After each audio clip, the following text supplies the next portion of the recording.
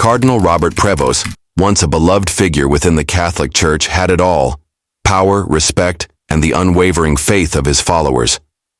But beneath the surface, a secret affair with a mysterious woman named Emma, combined with a dark web of corruption and betrayal, would ultimately unravel everything he worked for. What was he hiding? And who would pay the price for the truths he couldn't keep buried?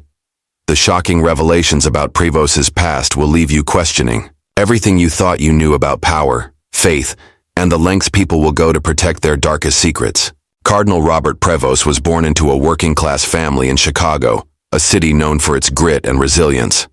Growing up on the city's south side, Prevost quickly became known for his unwavering faith and natural leadership abilities. His family, devout Catholics, attended St. Michael's Parish, a humble church where Robert would later serve as an altar boy. From a young age, he was described by those who knew him as deeply introspective and devoted to helping others. While other kids were out playing or hanging out with friends, Robert spent hours in the church, captivated by the liturgy and the solemnity of the Mass. This deep sense of spirituality set him apart, even in his teenage years. By the time he was in his late teens, it was clear that Robert was destined for something greater. His decision to enter the seminary was met with little surprise from those around him. His parents, though proud, were quietly concerned about the weight of such a commitment. But Robert, always self-assured, was resolute in his choice. He had already demonstrated a maturity far beyond his years, leading many to believe that he was destined for greatness within the church. At the seminary, Robert quickly distinguished himself not only for his piety, but also for his intellectual acumen. He was respected by his peers and professors alike, known for his thoughtful homilies and insightful theological debates. There was a certain humility about him, too, that endeared him to those he served. Even though he was often singled out for his intellectual talents, he never came across as arrogant or aloof. Instead, he was approachable, a man whose presence radiated calm and comfort. He was the kind of person who could walk into a room and, without saying a word, make everyone feel at ease. It wasn't long before Robert's rising star within the seminary was noticed by church officials. His superiors saw potential in him, recognizing that he possessed not only the spiritual depth needed for such a position, but also the charisma and leadership skills that made him stand out. It wasn't just his ability to speak or to preach. It was his ability to connect with people, to make them feel seen and heard. This unique blend of humility and strength became his trademark as he ascended through the ranks. By the time he was named a bishop at the age of 40, Robert Prevost was already a respected figure within the Catholic hierarchy. He had become known for his compassionate approach to the faith, emphasizing inclusivity and outreach to marginalized communities. He worked tirelessly to address issues such as poverty, homelessness, and drug addiction. His passion for social justice endeared him to many, and his sermons resonated with those who were looking for hope in a world that often seemed indifferent to their suffering. But as his influence grew, so did the whispers. Some within the church began to question how a man so young, so seemingly perfect, could have achieved so much so quickly. Some spoke of his intense ambition, his unyielding drive to climb higher, while others wondered if there were things about his past that he was hiding. Despite the admiration he received from those around him, there were those who wondered whether he had made certain compromises along the way to secure his meteoric rise. Yet for all the rumors, no one dared speak them aloud, not yet. In the eyes of the public, Cardinal Prevost was everything the church had ever hoped for, a beacon of faith and virtue. But as his career continued to soar, the past began to loom over him, its shadow growing longer with each passing year. What had Robert Prevost truly sacrificed to get where he was? And what was lurking beneath the carefully curated image of piety and selflessness that he had so meticulously constructed? As the years went on, it became increasingly clear that the truth, no matter how buried, would eventually come to the surface. The story of Cardinal Robert Prevost took an unexpected turn when a name resurfaced from his past. Emma. She wasn't a part of his public life, nor did she fit the mold of the many women who crossed the Cardinal's path through charitable endeavors. Emma was someone from his younger days, before he had ever considered the priesthood. She had been a close companion during his early years in Chicago, a time when Robert had yet to make his solemn vow to the church. They had shared more than just friendship. There had been a connection, a bond that went far deeper than mere companionship. In Emma, Robert had found someone who matched his intellectual curiosity, someone who challenged him both spiritually and emotionally. Together they had spent hours talking about philosophy, faith, and the future, discussing the world's injustices and their shared desire to make a difference. But as Robert's religious calling grew stronger, his connection with Emma began to shift. The promises of celibacy, duty, and devotion to God took precedence, and Robert made the difficult decision to part ways with her. It was a painful break, one that neither of them had anticipated. Emma, however, remained in the background of his life, always present in some form, even if their physical relationship had ended. Though Robert had moved on, there was an undeniable part of him that never truly let go of Emma. For years their paths seemed to diverge. Robert immersed himself in his theological studies and ascended through the church's ranks, while Emma carved out a career for herself in the city, working with the poor and marginalized, a stark contrast to Robert's life in the upper echelons of the church. However, as Robert's power within the church grew, so did the quiet undercurrent of their connection. It was during his years as a bishop that Emma re-entered his life, though neither of them spoke about it publicly. Their meetings, carefully hidden and often arranged through back channels, were rare but intense. Emma had always been a woman of passion and intellect, and her work in the community had brought her into contact with individuals who shared Robert's ideals of social justice. Despite the secrecy, Robert found himself once again drawn to her, their bond rekindled by shared values and unspoken understanding. What began as a hidden friendship slowly morphed into something far more complicated. The affair between Robert and Emma became the subject of hushed whispers within the church. To the outside world, the cardinal was a man of strict discipline, a servant of God with unwavering integrity. But to a select few within the inner circles of the church, it was known that Robert had not completely severed ties with Emma. There were secret meetings in dimly lit cafes and late-night phone calls that were never logged. Robert, who had once been so careful to uphold the image of a celibate, virtuous leader, began to blur the lines between his public life and private desires. Emma, for her part, had no interest in being a mere footnote in the story of his rise. She was not some mistress to be swept under the rug. She was an equal partner in their shared aspirations. But despite the intensity of their connection, their secret relationship was fraught with danger. Both of them knew that the consequences of their affair, if exposed, could bring down not just Robert's career, but his entire reputation within the church. Robert, however, believed he could manage the risks, convinced that he had mastered the art of secrecy and control. But as time went on, cracks began to appear in his carefully constructed world. The pressure mounted. The affair was not the only thing threatening to unravel his image. It was the deeper, darker layers of their relationship, which Robert had worked tirelessly to keep hidden. In those moments when Robert would retreat into the privacy of his office, or the quiet solitude of his study, he found himself torn. He had spent so much of his life building this fortress of piety, a life of devotion that he had promised to God. Yet Emma represented something he had lost, the passionate, youthful part of himself, the man who had once dared to dream of a different kind of life. It wasn't just love that drew him to her. It was the memory of the man he had been before the collar and the vows. But this forbidden love, this dangerous secret, was one that Robert could never fully escape. As the years went on, the quiet whispers of his affair began to escalate. Some people within the church began to take notice, while others, closer to him, began to sense the dissonance between his public persona and the man he had become in private. But Robert, still consumed by his ambition, believed he could keep his world intact, until one fateful day when the fragile balance of his carefully controlled life began to tip. The rumors would not stay confined to the shadows much longer. The tension surrounding Cardinal Prevost reached a boiling point when a single letter, seemingly innocuous at first, slipped through the cracks of his carefully guarded world. The letter had been found by a journalist, an investigative reporter known for uncovering the hidden lives of powerful figures. It was an old, weathered envelope with no return address, addressed to a bishop who had long since retired. But when the journalist looked at the contents, it became clear that the letter contained something far more than just an innocuous message. It was a letter from Emma, written in the early years of Robert's rise within the church.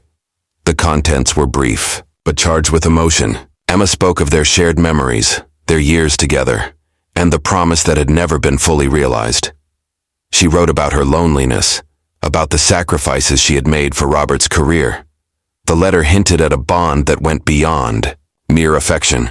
It spoke of a love that had never truly died, despite the distance and time that had come between them. It was a window into a past that Robert had long tried to bury. When the journalist, who had a reputation for exposing corruption within the church, got hold of the letter, it caused a firestorm. While the letter itself contained no explicit details of an affair, it was enough to raise questions.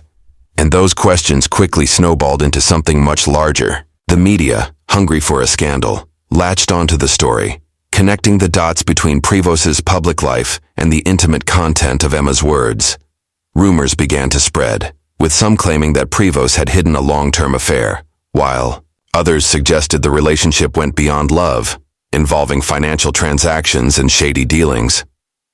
Behind the scenes, the church's internal investigation began, though it was kept under wraps. There were whispers among the clergy, some too afraid to speak out, others eager to bring Prevost down. The most concerning part of the investigation was the discovery that Robert's financial dealings seemed to be entangled with organizations linked to Emma's charitable work. At first glance, there appeared to be no obvious connection, just a few minor donations that were legally accounted for.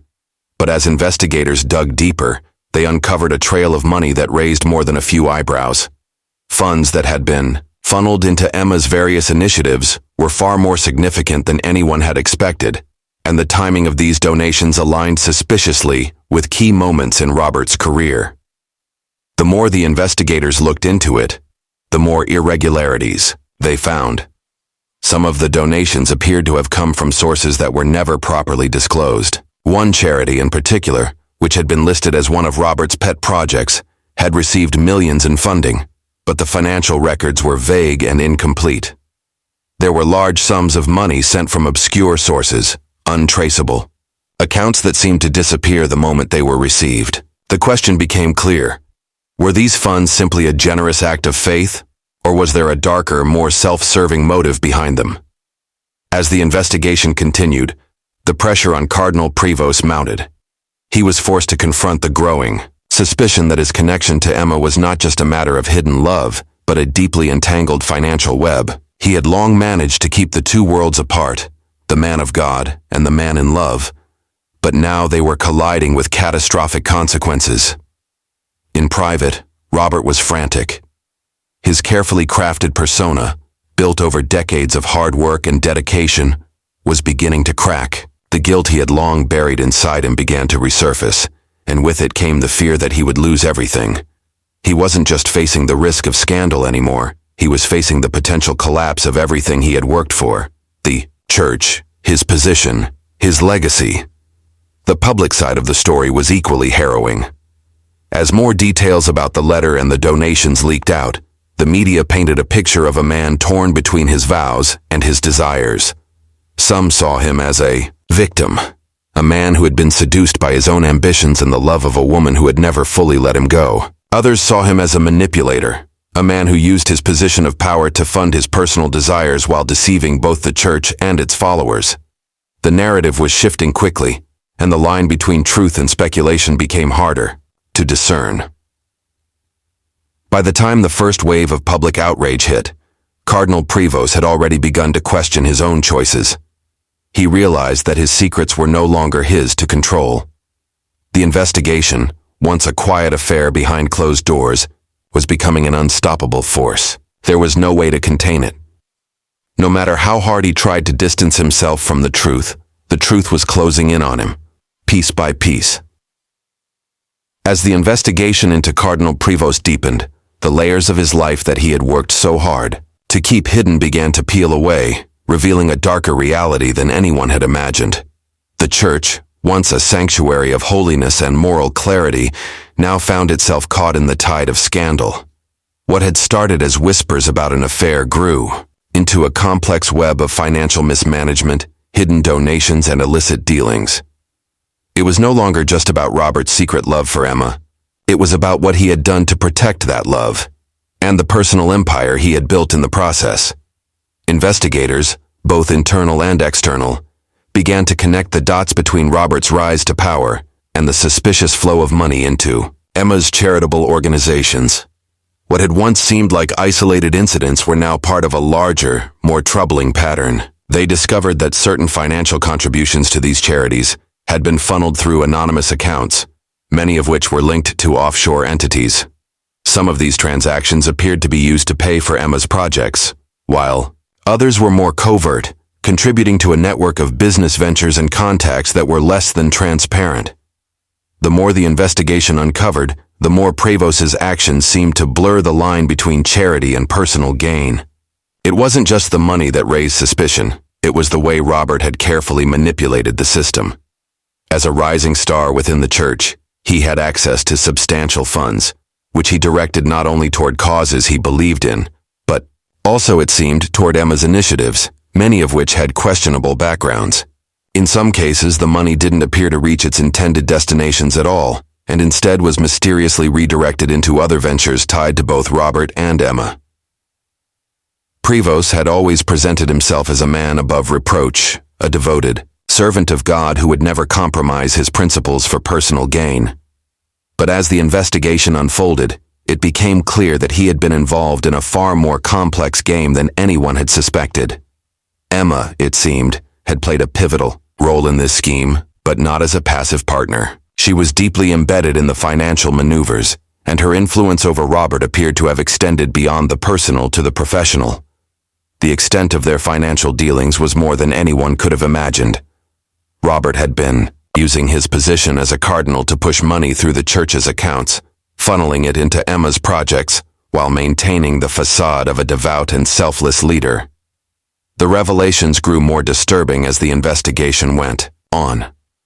While many of the funds traced back to Emma's organizations could be explained away as charitable contributions, others could not. Payments had been made to obscure companies that didn't seem to exist on paper, and substantial sums had been directed to foreign accounts that had no obvious connection to Emma's supposed charity work.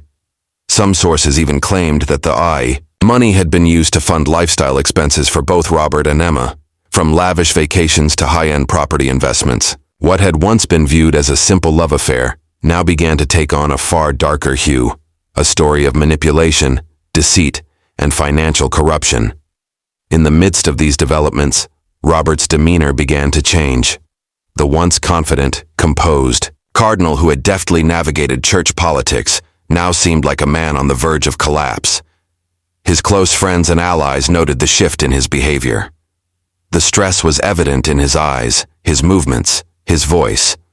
He no longer appeared to have control over the situation. Where once he had been a beacon of hope and leadership, now he was a man haunted by the consequences of his own actions. The guilt and fear that had lurked beneath the surface of his character for years had come to the forefront. Every decision, every moment of the past seemed to be crashing down on him at once. The church, too, was starting to distance itself from Prevost. His colleagues within the Vatican grew increasingly uneasy, and whispers about his future began to circulate behind closed doors. While the investigation continued, some of Robert's closest allies began to question his ability to remain in power. It wasn't just about the affair anymore. It was about what he had done to protect that secret, and whether his actions had compromised the sanctity of the church itself. The betrayal went beyond personal morality. It touched the very foundations of the institution he had sworn to serve. Despite his mounting pressure, Robert refused to break his silence. His public statements remained calculated, his words measured.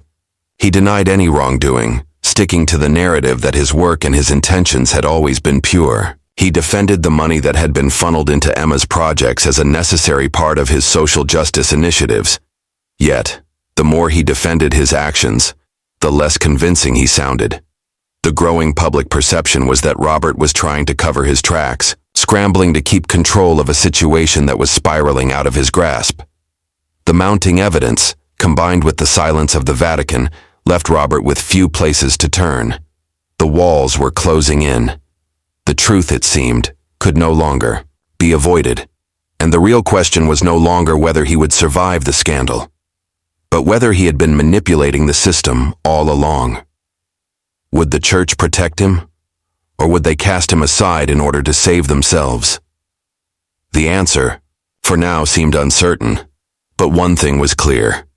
Robert Prevost's carefully constructed world was coming apart at the seams. The inevitable collapse of Cardinal Robert Prevost's world came with stunning rapidity. What had once seemed like an isolated affair, a mere personal indiscretion, had transformed into a scandal that shook the very foundations of the Catholic Church. As the investigation progressed, more and more revelations came to light, each piece of information unraveling the intricate web of deceit and manipulation that Robert had so carefully crafted. His reputation, once pristine, was now a shattered mirror, with every shard reflecting a different version of the truth. The Cardinal's fall from grace was not just about an affair. It was about the abuse of power, the exploitation of his position, and the dangerous game of secrecy he had played for years. The Vatican, long seen as a bulwark of moral authority, found itself caught in a moral and political dilemma.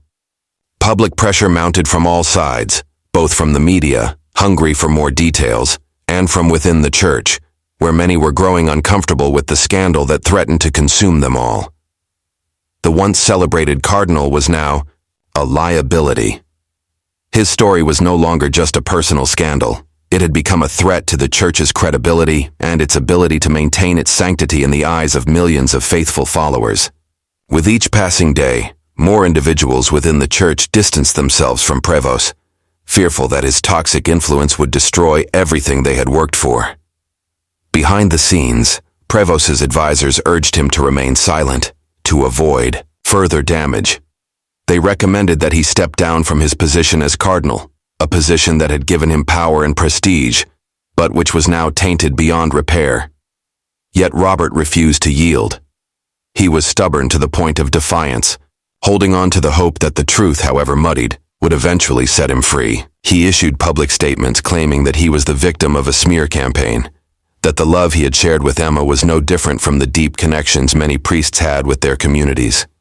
He insisted that his work had always been in service to God, and that the money he had directed toward Emma's charities had been part of his commitment to social justice. But his words rang hollow.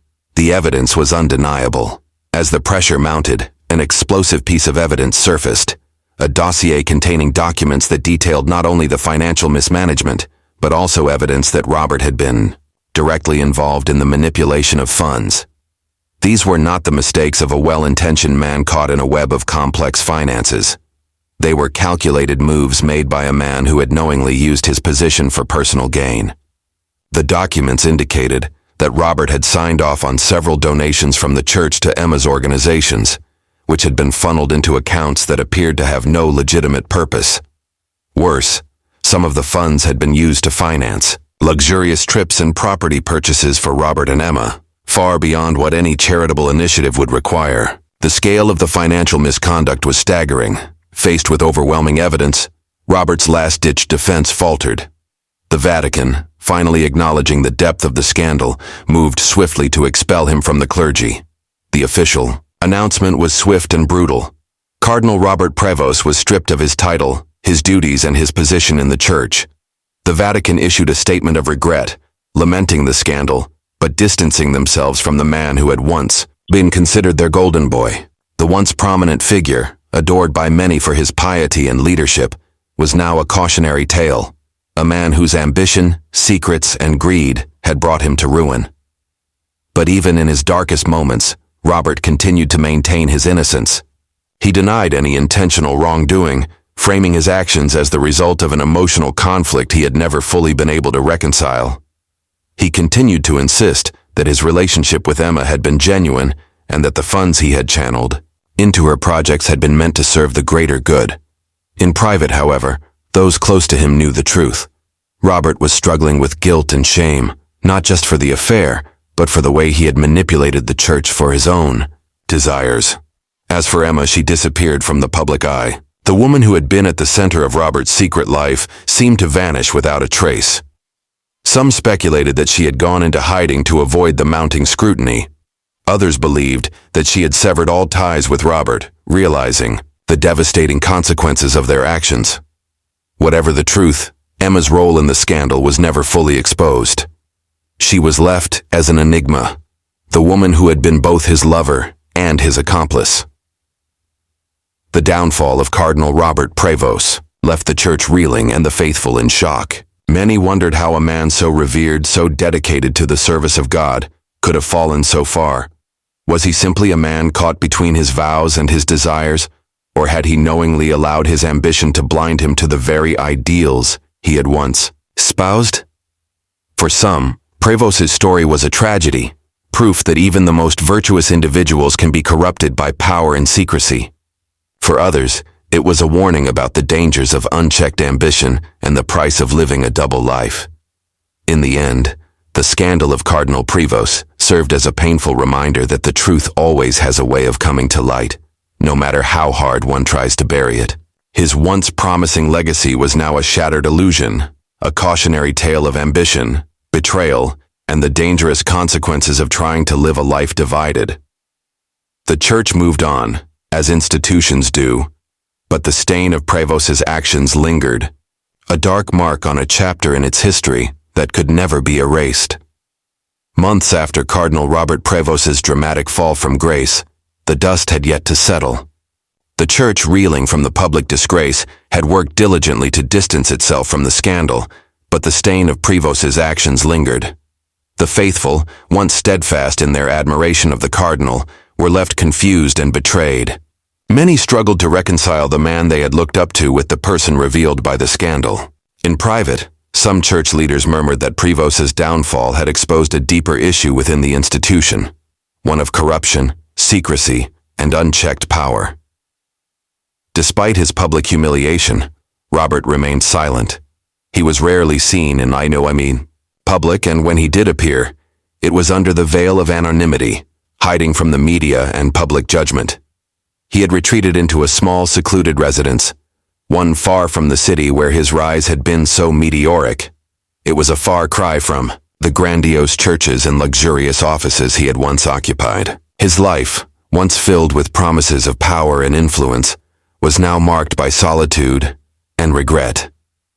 In the quiet of his retreat, Robert spent long hours reflecting on his choices.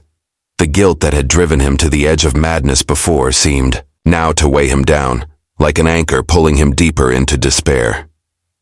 He often found himself revisiting memories of his younger days, days before he had ever donned the robes of the priesthood. He remembered Emma, her laughter, her passion, and the way she had made him feel alive in a way that no vow or commitment could match. He wondered, too, about the choices he had made, how far he had been willing to go in order to maintain the life he had built. Was it worth it? Was the price of ambition too high? But it wasn't just the affair with Emma that tormented him. It was the lies, the manipulation, and the sacrifices he had made along the way. He thought of the countless people who had trusted him, believed in him, and turned to him for guidance. How many of them had he betrayed? How many had he deceived in the name of ambition? The church, with its centuries-old traditions and sacred promises, had been his ticket to power, but it had also been the thing that had trapped him. It had demanded everything of him, his loyalty, his humility, his self-sacrifice, and yet it had never truly accepted him for who he was. For a while, Robert clung to the hope that redemption was possible. He wrote letters of apology to those he had wronged, including members of the church and even a few loyal followers who had supported him through the early years of his ministry. In these letters, he expressed regret, not only for his affair, but for the way he had lost sight of his true calling. He had spent so much time trying to build a reputation, trying to gain influence, that he had forgotten the very foundation of his faith, the need for humility, honesty, and integrity. But redemption, he soon realized, was a distant dream. The church, despite its outward gestures of forgiveness, had turned its back on him. The doors that had once opened wide for him were now closed, locked with no key in sight. The Vatican issued a quiet statement confirming his departure from the priesthood, a somber farewell that hinted at no future reconciliation. His name was quietly erased from church records, his legacy erased as though he had never existed. The church, it seemed, had no place for a man who had let his ambition corrupt his soul. Robert spent the next few years in relative obscurity. Emma, too, had vanished. Her name appeared in no more headlines, her charities slowly losing funding and support. Some suspected that she had moved on, perhaps gone into hiding, or started a new life far from the scandal that had engulfed them, both. It was as though they had never existed, their story just a fleeting chapter in a much larger book, destined to be forgotten by most, remembered by only a few. But for Robert, forgetting was impossible. The weight of his actions, his betrayal of the church, his betrayal of the trust of so many, remained with him. In the aftermath of Sarah's investigation into Robert Prevost's life, the pieces of the puzzle began to slowly come together. Yet they also seemed to multiply, leading to even more unsettling questions.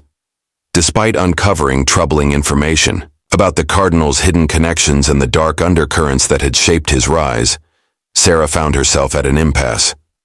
The documents she had discovered, while damning, didn't provide clear answers. They painted a picture of a man who had been both complicit and victimized by forces much larger than himself. But they also suggested that Robert's ultimate downfall might not have been entirely a consequence of his own failings. It might have been a deliberate act by those who had decided his usefulness had come to an end.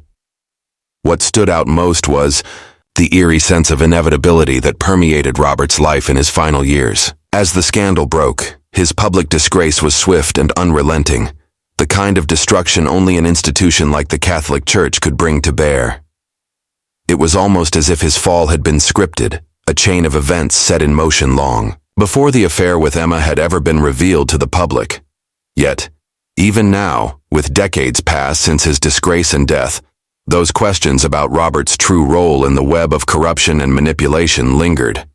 Sarah found herself driven to search deeper, to question the untold aspects of the story. Despite the risk of going too far, she began to reach out to more of Robert's former colleagues, those who had been close to him during his most powerful days in the church. Many refused to talk, unwilling to risk their own safety or reputation. But a few whispered truths in confidence, fearful that their silence would only enable the perpetuation of corruption. One former priest, who had worked alongside Robert in the late stages of his career, revealed a chilling detail that had been buried for years. Before his expulsion, Robert had tried to confront senior members of the church about their involvement in illicit dealings. Robert had not been the puppet they believed him to be, the man driven solely by ambition. According to this priest, Robert had grown increasingly disillusioned with the very system that had raised him. He had begun to suspect that the church was not just a place of faith and charity, but was a business, one run by those who cared far more for money and power than the teachings of Christ. The documents Sarah had discovered hinted that Robert had stumbled upon something far darker, a conspiracy at the highest levels that could have torn the church apart if revealed. The more Sarah learned, the more she began to understand Robert's fall as a tragic collision of his ambition and the overwhelming forces conspiring against him. The affair with Emma, which had been painted as the primary catalyst for his disgrace, was not the true source of his undoing. Rather, it had been the culmination of years of accumulating knowledge, a knowledge that had placed him at odds with the very people who had once elevated him. His affair had been the perfect distraction, a smokescreen that kept the public from looking deeper into the more dangerous revelations he had been preparing to expose. The church, it seemed, had used his affair, his greed, and his ambition against him, ensuring that his eventual downfall would come with little resistance. Still, the truth remained incomplete. The higher-ups in the church, the men who had once supported Robert, those who had watched his career unfold with eager eyes, remained silent. Some, it was clear, knew exactly what had happened, but they too had their own secrets to protect.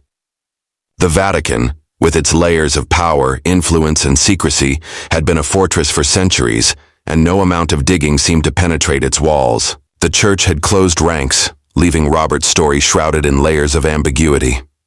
As Sarah continued to search for answers, she could not escape the feeling that Robert's life had been far more tragic than anyone had imagined. Yes, he had made mistakes, grave ones perhaps. He had been a man whose ambition and desires led him astray, whose quest for power had ultimately overshadowed his faith. But in the final analysis, he had also been a man betrayed, not just by his own weaknesses, but by an institution that had long since abandoned the ideals it had once espoused. His tragic end, his fall from grace, was not merely a personal tragedy. It was a reflection of the deep-seated corruption within the very system he had dedicated his life to. The search for the full truth of Robert Prevost's life, his rise, his affair, and his untimely fall, had not yielded a clean or simple narrative. Instead, it had unearthed a tangled web of betrayal, secrecy, and power. As Sarah closed her files on Robert's life, she was left with a haunting realization. Some stories, no matter how hard they are to uncover, remain incomplete. Robert had paid the price for his ambitions and for the secrets he had uncovered, but in doing so, he had also become a symbol, one that would haunt the church and its followers for years to come. His legacy was forever tainted, not just by the affair or the scandal, but by the truth that no one was willing to confront.